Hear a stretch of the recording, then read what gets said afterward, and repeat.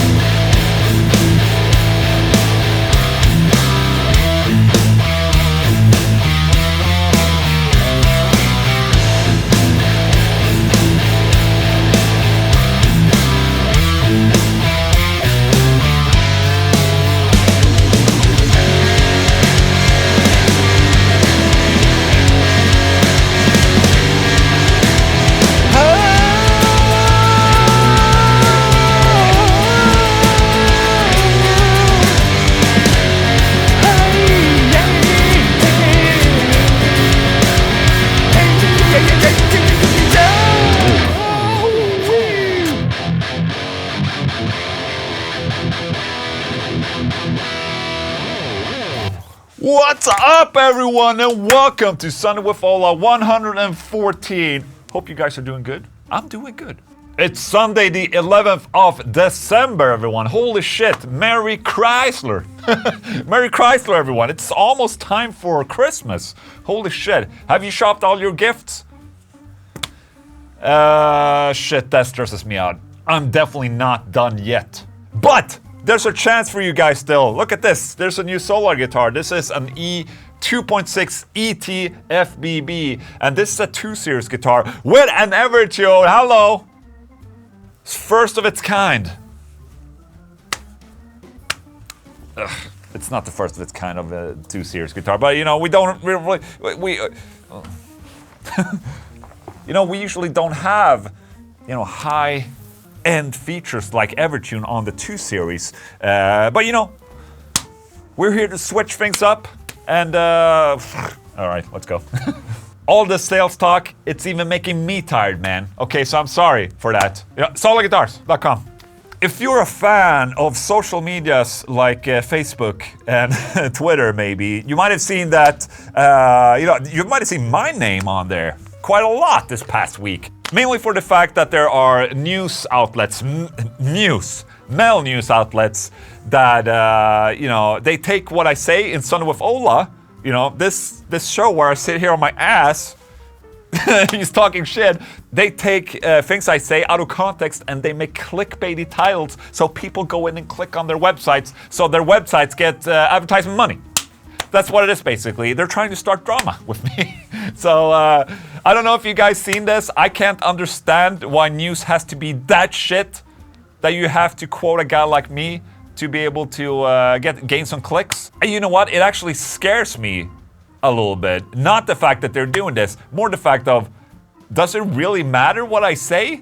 Have we come to this point where, you know, what I say on a Sunday with Ola show has become so important?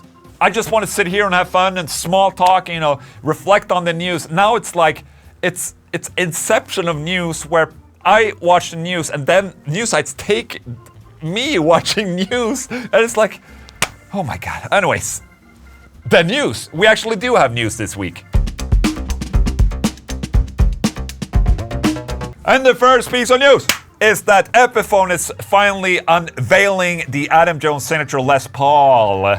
So we know about the Adam Jones Gibson guitars. There was a super expensive one that was limited. I think it was 100 pieces, and then there was a I was about to say non-expensive, but it's still pretty f***ing expensive. It's like $3,000 or something. That was not limited. That was like 2 years ago, and they're finally releasing Epiphone guitars, but they're gonna be limited, okay? Limited to 800 pieces. All right, let's check it out. Just as with the Jerry Cantrell Epiphone guitar, you can see it has the big custom logo on there, so it is an Epiphone custom Les Paul. What was that?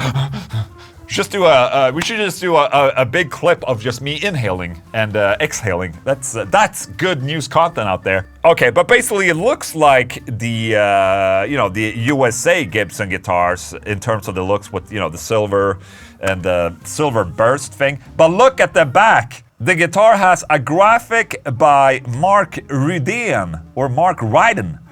That will be featured on all the Epiphone guitars. So that's pretty cool. Look at that. Okay, I just want to see more. It's a lady with bees as hair. Maybe referring to canopies, the guitar tone for a lot of bands. Tool are not known for having a canopies type of guitar tone, but maybe, I'm just drawing parallels. No, it's just a sick graphic art right there. The guitar will include a Protector Series hardshell case, and it's for $12.99. Okay. Oh, it's a subsequent art collection, so there will be other artists as well. Frank Frazetta, Julie Heffernan, Corin Fott, and Ernst Fox. Ernst Fox, great. You don't have to censor that. I'm just saying his name. It's Ernst Fox. Rectifiers, baby. That's where it goes. The veal of bees. The veil. Oh, sorry. Oh, it's not veal. Veal is the cow. No, it's the veil of bees. Sorry, I'm from Sweden. Hello. I can't speak English. That's cool. Oh, you can see the other graphics right there. Go back. Oh, look. What? You can't see because they blurred it out. So we're probably gonna see more news in regards of the other graphic artists. So that's cool. And speaking about signature guitars, Jackson are introducing the Rob Cavestany signature Death Angel Jackson guitar. And holy shit, Death Angel, what a legendary band. Holy shit. Was this about time or not? Death Angel has been active way too long. It's one of the first awesome thrash metal bands out there. And Rob is an absolute legend, man. He definitely deserves a signature guitar. And look at this thing. What is that? It's like a warrior that's cut here. Wow, I'm so good at describing things. It's Ola, I'm Swedish, hello. Obviously, it's about time. That's a sick guitar right there. Holy shit, Death Angel, what a legendary band. Speaking about legendary bands, Metallica warns fans about crypto scams. And I saw this when the new song Lux Eterna got released. I was on YouTube and I saw this live stream of what seemed to be an interview, and the YouTube account looked looked legit, man. It had the new Metallica yellow logo, and there was something about the comments and the chat though. You had to have been a subscriber of the channel for more than 10 years to be able to chat. And I was like, okay, why is that? That's so weird. And then I started seeing the chat. Basically, it was just crypto shit. Crypto bullshit.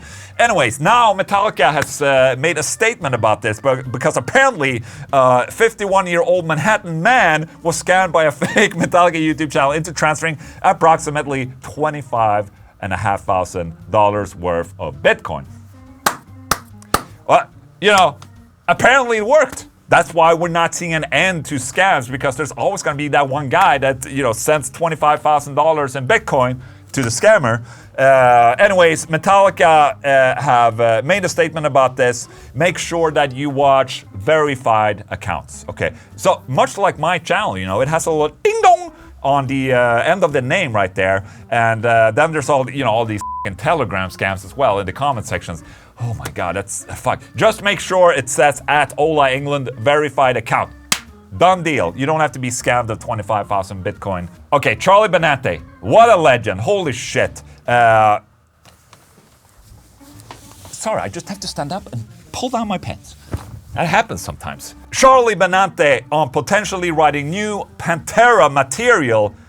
I don't know how people would react to that. I'm always open to the future, he added.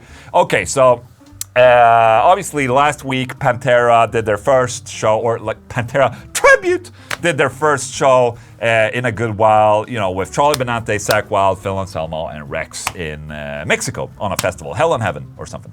And obviously a lot of people are stoked as as Ernst Fox, you know, the guy that made the graphic on the Adam Jones guitar. People were stoked as Ernst Fox. Anyways, Charlie says, oh man, who knows, he said. Creatively, if we're just flowing and getting going and things are starting to be really good, musically speaking, you never know what could happen. I've got tons of riffs, but we're putting the cart before the horse. I like the positivity there, but I don't know how people would react to that either at this point. I think first, let's get out there and establish that we can play. I'm always open to the future. So, okay, you're getting way ahead, guys. Calm down, calm your tits. He's saying that potentially, if something would ever be open to being something of something that someone would care, they might write a riff or two. Let's backtrack a little bit. Pantera making a Pantera tribute, playing live shows right now. I'm becoming more and more of a fan of this the more I see of the show, and especially Charlie, because he was kicking all kinds of ass on the clips that I've seen, and he's an absolute legend. And I'm sure that Zach Wild he will just own that shit eventually. And I said before, a lot of people are stoked as fucks, Ernst Fox, about this. There's also a lot of people that are just still won't accept that this is okay, you know, that they're out touring, and people say that it's cash grabbing and, you know, it's not real Pantera.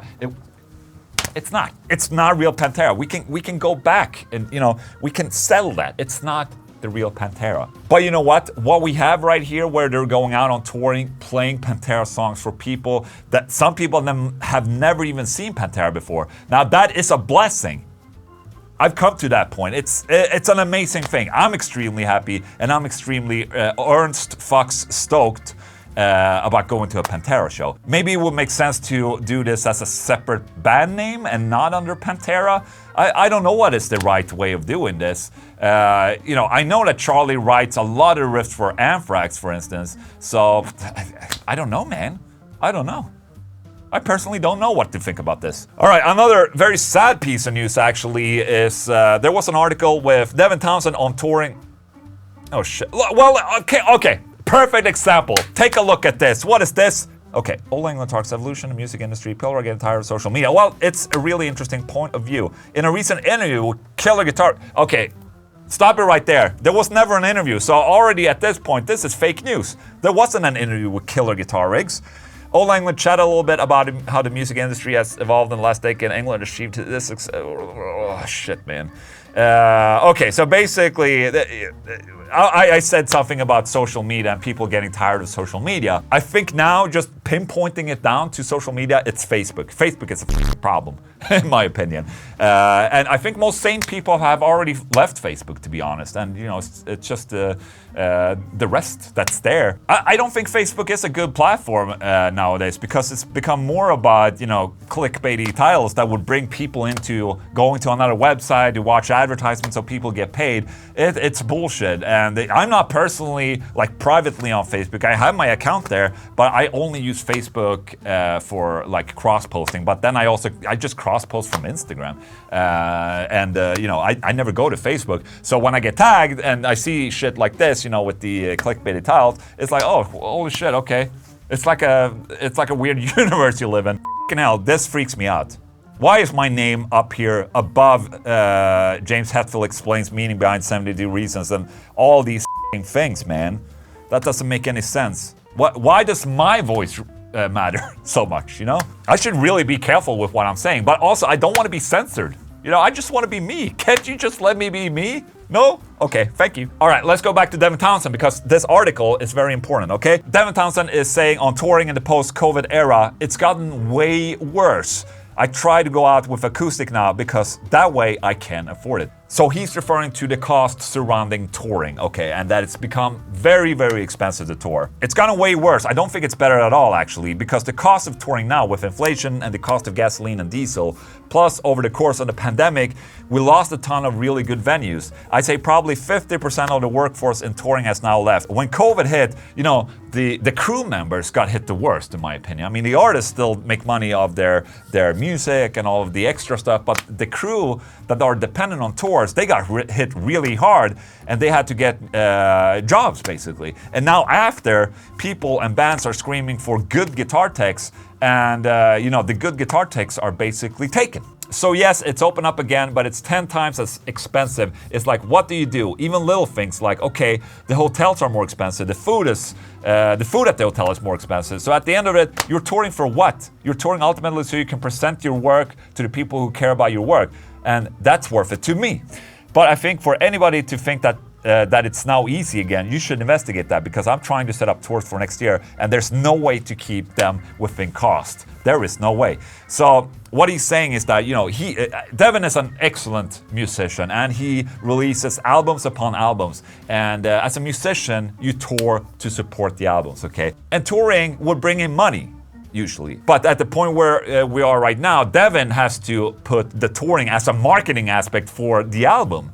So he has to pay basically, or like go, or like break even with the touring just to support his album so people buy more albums. It's not, you know, the touring aspect, that's a really, really hard and tough job right there. Where do you go, you know, logistically you have to move all these people and music to different venues and play in front of people. And, you know, you sell merch, but as you saw venues, they take a cut of merch.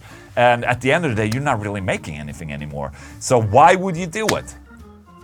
Like Devin, you only do it because, you know that there are people out there that really wants to see you play live. I think this is hitting a certain block of bands way more than others. I mean, you know, bands like Metallica and Pantera and like the bigger bands, Gojira and Ghost and you know, the big block of metal bands, they can still go on do this because there's still a buffer where they can still make money of their shows and they can charge you know, insane prices for their shows. The middle bracket of bands, just like Devin Townsend, who is a well-known musician, and you know, he drives a big band and he's a big name, you know. That bracket where, you know, you can't charge as much for tickets, he doesn't cost as much as the bigger bands, but you know, the cost of actually touring is the same for those bigger bands as for him. You know, it's gonna hit him really hard. So it just sucks ass, man. I really feel for Devin in this case. And I also saw, you know, back when he released his new album now, that he made a post basically asking on Twitter, asking people like, you know, I hate this. I have to basically beg you guys to almost buy my album, and it sucks ass. I don't want it to be like this. You know, I do this. I beg of you guys, please support what I do, please. But I don't want Devin to do this. Devin is way too important for this. So it bumps me out. And speaking about ticket prices, because this goes hand in hand a little bit, I checked what the Metallica tickets are for this new M72 World Tour that they're doing, where they're doing, you know, 2 shows and they have different opening acts and so on and so forth. And I checked the prices for this in Sweden next year. Obviously, this is a special event, and it is Metallica, one of the biggest metal bands, obviously, and biggest metal acts that attracts the most people. The price for a standing ticket, like, you know, in the audience, is 200 euros. A good seat is 190 euros, and the regular seat that is not good is 160 euros. And this is a lot of money, and this is for the one-day ticket of the Metallica show. Are people willing to pay more? You know, if Devin could charge more for his tickets, would you guys go still? You know, this is probably the only way, this is the only solution, no? I don't know. It just bums me out a little bit because, you know, Devin is such a hardworking musician. He deserves to go out there and earn money while he's touring. Easy as that. All right, last but not least, Guns N' Roses. Axl Rose promised to end mic throwing after Ozzy's injury. Guns N' Roses frontman Axl Rose has made a powerful promise after a woman was injured. Why am I laughing? Stop laughing. During the band's delayed concert. The lead singer said that the band would stop their 30-year traditional microphone throwing at concerts in the interest of public safety. Oh shit, had they been tossing microphones for 30 years? That's also a touring cost. You have to, you know, when they throw out microphones like this, that you also have to count that to the budget of touring. We don't want anyone to get hurt. Oh shit! Rebecca Howe claims Axl Rose's microphone hit her in the face. She said there was blood everywhere and has been left with 2 black eyes. Oh, that's terrible. It was performing its final song when lead singer Axl Rose threw his microphone into the audience. Yoink! Rebecca Howe was in the firing line, leaving her with a bruised face and bloodied nose. Oh. It's not the first. Axl Rose says he will end his... Yeah, stop throwing shit. I mean, I think it's mutual respect. Like, we ask of the audience not to throw shit at us, let's not throw shit at them. Makes sense, right? Anyways, guys, that was the news.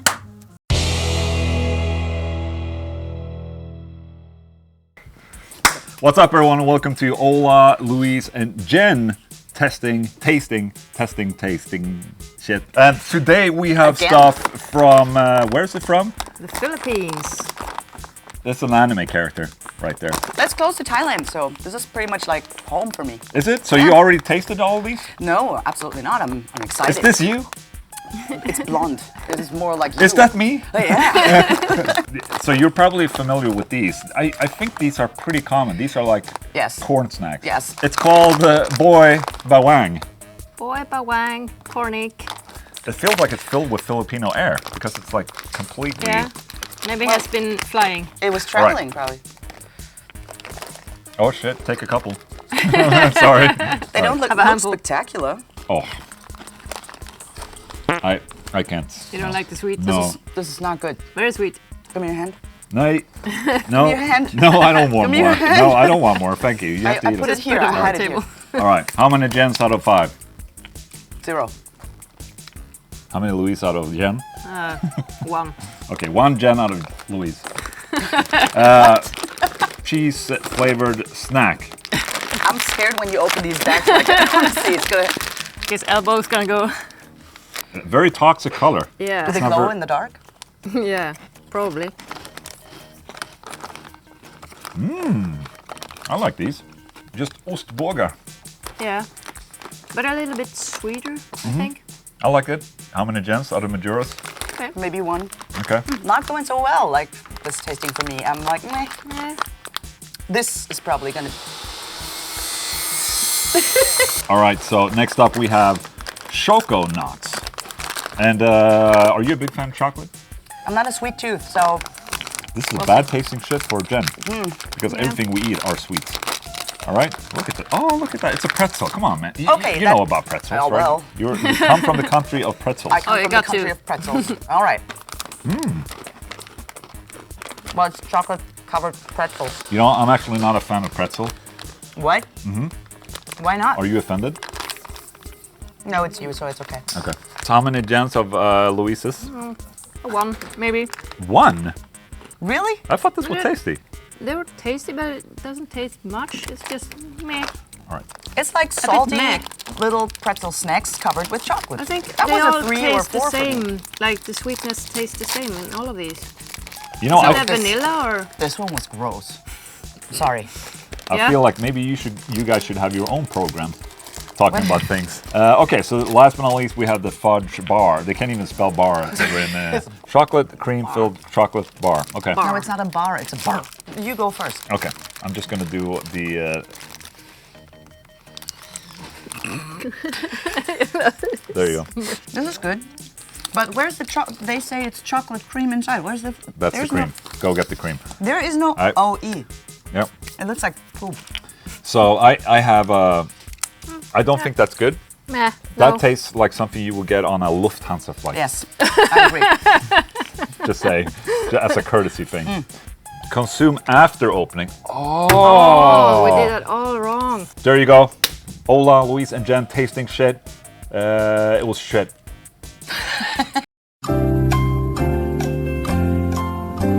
It was amazing. It was so good. I love this. The ones that sucked the least were these. They were so good. Oh boy, I would love to have more boy in my life. Boy, Just saying. bang. Boy, Thank All right, question of the day, where one of my YouTube members get to ask me questions on video and I get to answer. Easy. Let's go. This question is from who? What's up, YouTube? Hey, Ola. My question is, how do you go about getting endorsed by Solar Guitars? Are you working with any independent artists, like dudes from local bands? I'm from a small town in Oklahoma. That's my question. Check out my band, Angel Flesh. Would love to hear your input from everybody. keep the channel rocking, brother. Get you a pool. Yeah, man. Angel Flesh. Okay, let's check it out. All right, I found it. Angel Flesh. Let's go. Let's listen. Fuck yeah.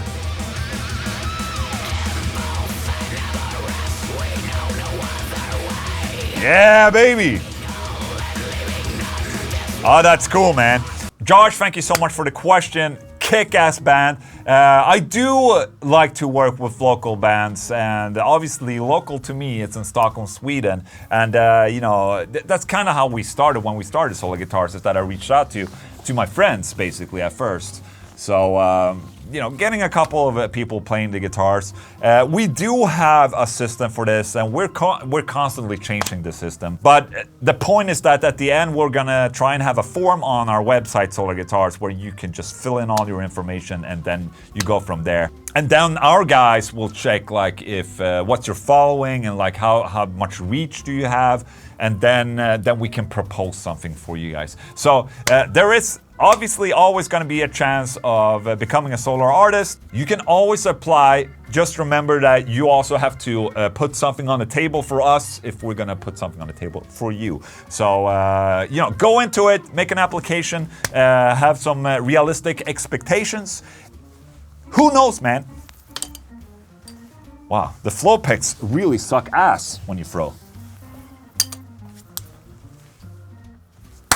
If you want to ask me a question in Sunday with Ola, you can become a member and you ask a question on the Discord. Hello. My friends, that's it for Sunday with Ola for today. Tomorrow I have the live stream of SWOLA Contenders on my second channel, Ola Englund #2. Before I end the show today, I also want to like genuinely thank you guys for being so awesome. I think I can say for a fact that my audience is absolutely one of the best audiences for a YouTuber. You know, I feel the love from you guys, and also I see a lot of you guys are standing up for me in, you know, the cases for like the, you know, the clickbaity tiles, and I really appreciate that, and I see that, and that, if anything, just makes me really happy. You know, it's man, I'm proud of you guys. You guys are fucking amazing, and yeah, man, thank you so much for watching, and you know.